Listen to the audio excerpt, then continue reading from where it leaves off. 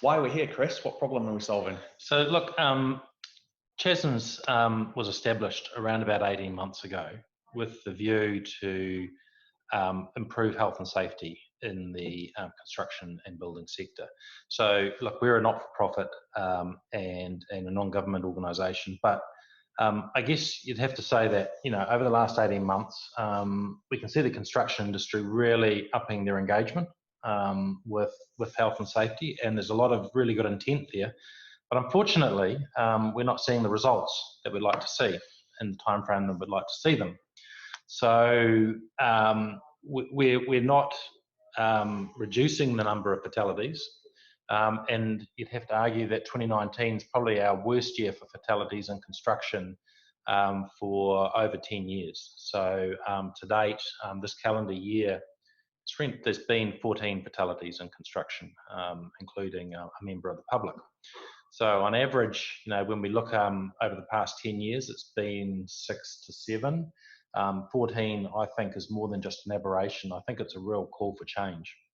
And what we've sort of found is that although, look, we've had a lot of focus on general health and safety, we see a lot more people out on sites doing a lot of the compliance stuff. We see sort of good conversations around health and safety. The things that we're doing around health and safety just haven't been moving that that fatality rate down to where we see it. And when you compare New Zealand to other comparable countries, say for Australia, the UK, Ireland, look, the Australians are twice as good as us, or we're twice as bad as them in terms of fatal rate per 100,000 workers. We're 4 times worse than the UK and a similar number to Ireland. So we know this is doable, and we have to sort of look at what are the differences between these countries as well, and what are they doing well that we're not doing well. And one of the things we've sort of picked up on is the way we manage people on site, and it comes down to not only who we let on site, but what we do with them whilst they are on site as well. If we go to the next slide, John, you can sort of see some of our stats there. So look, we've had, so this is some fatalities on the left-hand side, and probably sort of more minor sort of injuries we know from ACC on the right-hand side, and the two tables don't really resemble each other at all. So the things that kill us on our work sites are not the same things that sort of give us the injuries at lower levels.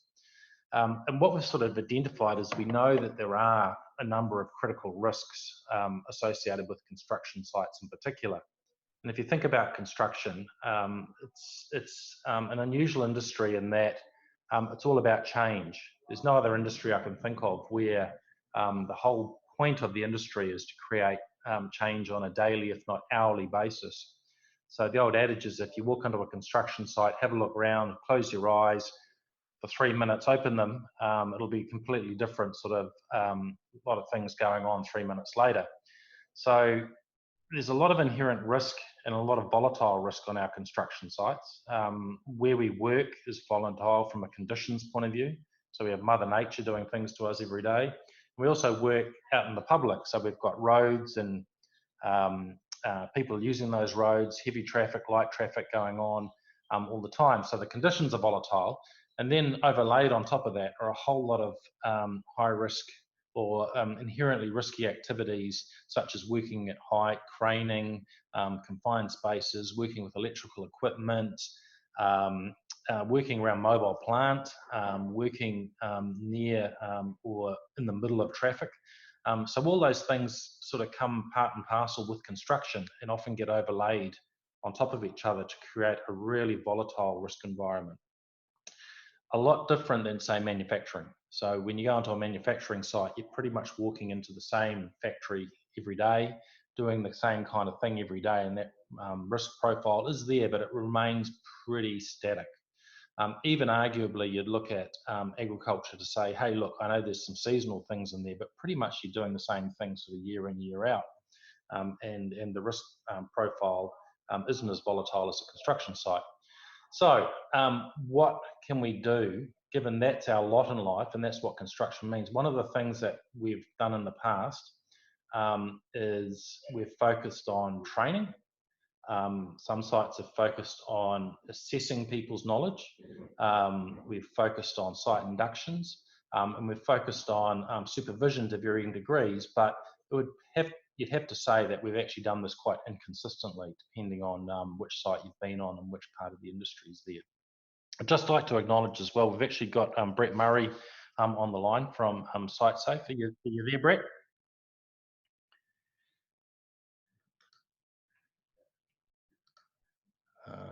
Yeah, you there, Chris? Yes, I can hear you. So look, Brett, just chime in whenever you feel. So look, this piece of work that we've done in combination with CHASNZ, who we administer the ConstructSafe tests for the industry, and of course SiteSafe have served the industry for, what is it, over 15 years, Brett? 20 years this year. 20 years this year in providing sort of foundational training. So look, we've worked on this document together, and we really think that the basis of it is we're actually going to ask the construction industry to think and do a little bit more going forward to try and move this terrible statistic that we're dealing with at the moment, and to really get ahead of the game, particularly when you think about the large amount of construction and building that the New Zealand industries require from us, and a lot of the new people coming into the industry, whether they're sort of young people that's joining it, or even the overseas workforce that we're bringing in currently as well to actually meet the needs. And this is going to be the situation, you know, for the next 4 or 5 years at least, in terms of what we consider construction building pipeline in New Zealand. And I think it's really important that you know, we get hold of our workforce and we invest in our workforce, and this is how we're going to do it. So we've developed this document or set of documents, and these are going to go out.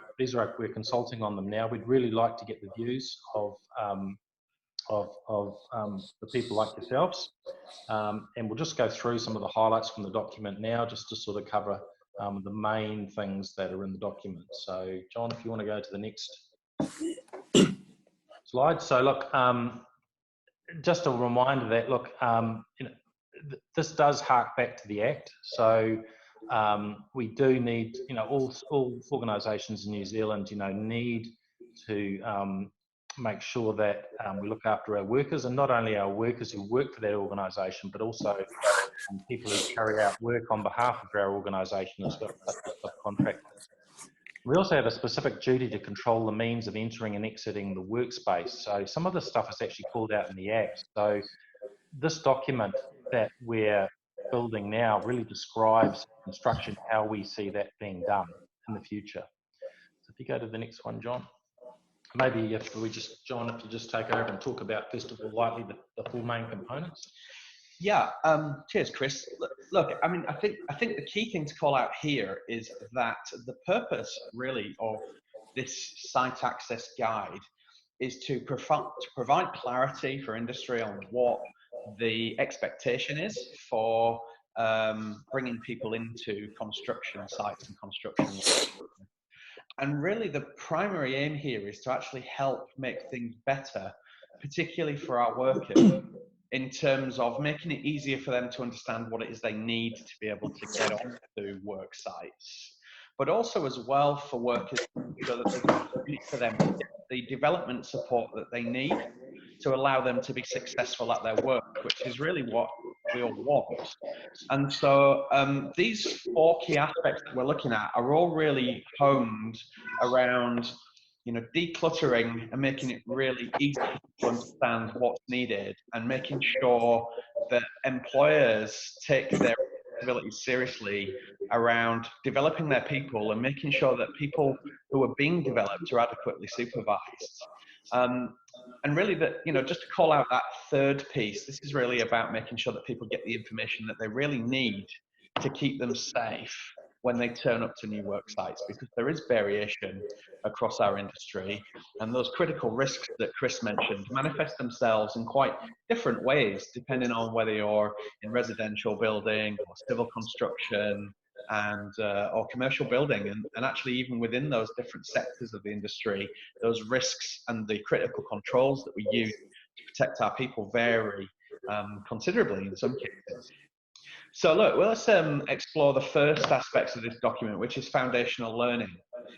And so really this section states the obvious almost, really, in some respects, which is that there's an expectation that all of our people, regardless of the job they do, across the whole construction industry, receive some good foundational health and safety learning, that they have been introduced to the common risks that they would be exposed to and the common methodologies that we use to control them, some expectations around the way that we expect people to behave, the responsibility that lies on all of us to report things that aren't quite right.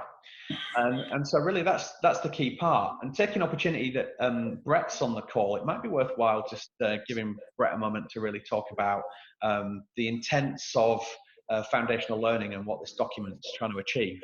Brett, over to you. Yeah, thanks, John. One of the things that we really struggle with across the industry, and originally why I guess SiteSafe was set up as an industry association, was getting foundational training to an acceptable standard.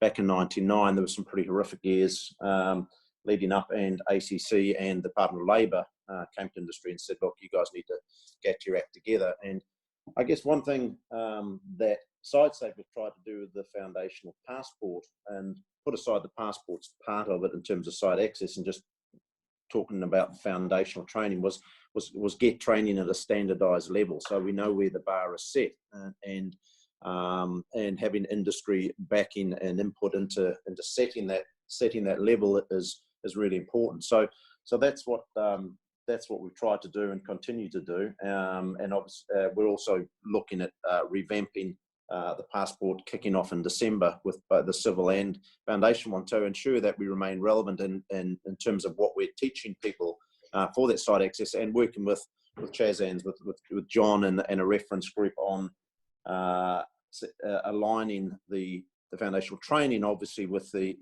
knowledge assessment. So that's what we're looking at, and it's important that we do that, because under the Act, there's a lot stronger focus by WorkSafe on the 3 C's on site also.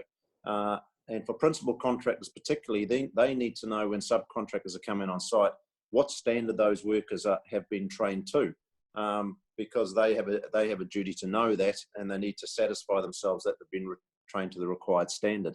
And the only way to do that really is for CHASNZ through the training advisory group to set a standard that industry can have confidence in at a foundational level. Is that that's great? Yeah, awesome. That's really good. I suppose really calling that out, that one of the things that CHASNZ and the group that Brett chairs, the Industry Training Advisory Group, are working on is to get better clarity about what that standard is for foundational health and safety training, whether that's organisation undertaking a SiteSafe foundational passport, or whether it's a larger organisation that delivers its training internally, to make sure that stuff's consistent and that people are getting the same message. And also as well, we don't want people repeating and duplicating effort here. We don't want businesses having to pay twice for the same thing. We want to make sure that we understand the expectations around foundational learning, that people can access that learning, and then they can move on and move forwards and develop. So thanks for that, Brett. Kicking into the next bit, which is, I suppose, the bit that I have great passion for, which is the ConstructSafe scheme. So one of the things that we really want to make clear for everybody is the purpose of knowledge assessments, the ConstructSafe knowledge assessments, and particularly the foundational one. And so we've talked about training, and we've talked about the expectation that everyone does foundational training to a standard. The second part to this is that we also measure a person once they've accessed some training, to see where they're at and to see what's stuck, and to see where there are areas and opportunities for improvement. So the ConstructSafe Foundation Assessment is really all about measurement. And so one of the things that we're probably not getting so right in industry is that we are using the ConstructSafe assessment, the outcome of the assessment, to make a decision on whether somebody goes in and out of site. And that's not what we want, because that's not really where the value lies. So we want everyone to take a foundation knowledge assessment. However, the outcome of that assessment is really about identifying those people that need more support or training or development, and those that are actually meeting the standard. And that really links in quite nicely with the fourth area of the document we'll talk about soon, which is supervision. So look, just to be really clear, the expectations or the theme around this document are, we want everyone to take some foundational health and safety training that's fixed to a standard, and we want everyone to take a knowledge assessment. However, the outcome of that knowledge assessment shouldn't stop people from getting on site. Why? Because our people learn while they work. So keeping people away from work is probably not helping anybody. So that's really the key part for assessment. What I'll do now is I'll pass on to Chris, who's going to talk about, when I press the right button, site-specific industries. Yeah. So look, I think look, I came from Fonterra, where we sort of had 140 different sites around the world, and every time I'd go to a site, we'd have a different site-specific induction. So some of them were very good, and some of them you just sort of felt like you were being taught sort of health and safety 101 all over again for 4 hours through a PowerPoint. So what we've realised here is that site-specific inductions are exactly as they should be. They should be specifically about the issues and risks and how they manifest themselves and how things work from a health and safety perspective about that site.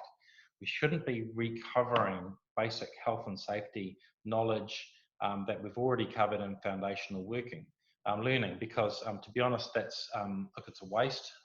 You know, we could be using that time to really sharpen up some of the messaging around how people keep themselves safe on these volatile sites. And what we've really put in this document is some of the basic things or consistent things that we think should be covered in a site-specific induction. And this is an area where I think that, you know, for those who work on sites regularly and give these kind of inductions or have received them, can give us some really good feedback in whether that list is the right things or whether there's things that in addition should be pushed in there, or maybe even some really good ways of doing this stuff, because what we want to do is make sure that this stuff's really effective, because it is one of our last lines of defence as people get onto the site. So the last bit, supervision. So this is something that we often think's been lost in the conversation around site access. So we've had such a focus on letting people through the door, depending on what card or what other qualifications that they've been shown or what kind of induction they've had. We then forget the fact that we actually have got responsibilities to supervise people adequately once they've actually got onto site. And we've created this little model here. We adapted it from the EWRB, so the Electricians Supervisory Framework, which we think is really good. And it talks about 3 levels of supervision and when they might be appropriate. So at the highest level, we've got direct supervision, which is one-to-one. So you're actually directly working with that person. Most appropriate when that person is very new, very inexperienced, you don't know much about them, they might not have been trained, they might not have actually passed the knowledge assessment that we've talked about in stage 2. Also, and combined with that, the risk could be quite high. So you need to actually look at 2 things, the capability, experience and capacity of that person, plus also the job they're actually doing. So for example, if you're new onto site and you're 18 years old, new apprentice, and we ask you to do some POP work, we'd expect that would be very likely to be one-to-one type direct supervision. Then we have a layer in the middle, which is indirect. So now we're talking about, you know, a ratio of workers to supervisors, which can change depending on the size of the site, of course. But what it really means is that person is on site and they are directing a group of workers. They're available to take questions, to provide direction when necessary. So, you know, here you've got probably most of your supervision happening, I'd imagine, with your leading hands and your foreman, what they should be doing. And they've got a group of people doing a range of work and most of that can be indirectly supervised. And then the last one, remote. So remote is maybe you're not on site, you've actually got some either low risk work, or you've got some very competent people that you can trust to actually do that work if it's a bit more risky, but you're still there to be able to check in from time to time. On the end of the phone, you can take questions, and you are sort of marking and monitoring their progress. So the level of supervision is related to the risk associated with work activity and the competency level of the individual undertaking that work. And I think, if we have these four things, which we've got on the next slide, we've actually worked through foundational training. We've actually got everybody to a consistent level of knowledge, and that knowledge is tested through an assessment. And let's face it, training without an assessment is kind of half a system, because we don't know whether the training's been effective. And the assessment without the training is setting people up for failure. So you need both. Both are two parts of the same system. And you find this, no matter what environment you're looking at outside of construction, whether you're sitting your driver's test, or whether you're sitting, you're going to university and you're getting, a degree and doing some kind of higher learning, or whether you're even at school, there's always an assessment that goes along with the foundational training. It's not a new concept. We're just bringing it together. We've got site-specific induction, so really flagging the specific things that those people need to know and getting really sharp about these things, so we can raise their awareness around these overlapping risks in this volatile risk environment that we're working in. And then if that's all good, we then supervise them appropriately. Now, there is one hook here in that, if you find that you're on a site and you don't have the resources or the capacity for direct supervision, and you're bringing through somebody, or someone presents themselves who, hasn't got the knowledge base that they need, i.e. they haven't passed the competency test, then I think it is a decision for the site to say, hey, look, we can't adequately supervise this person, so maybe we need a more competent person to do this job. So I think that's probably in the finer detail, and we do discuss that in the document. And this is particularly comes into play when you're potentially dealing with labour hire, and particularly people that in situations and scenarios where some of the supervision might not be quite possible, or on that day might not be achievable. So I think we've got some opportunity. The consultation that we're going out with now, there's the document that's on the CHASNZ website. Certainly like everyone to go and grab a copy of that. We will work and leave this consultation open, till around about the end of the year. I think we'll sort of all close up for Christmas, and we'll sort of scoop it all up and see what we've got. The intention is to go back to our board, which meets in February, with a revised version of the draft that we've sent out to you all now, and then really push it through for a finalised document in the first quarter of next year. So, of course, we don't expect everybody to be immediately doing this stuff. It'll take time, and there'll be a sort of a rollout period where the guidance that we're setting out for the industry will be undertaken.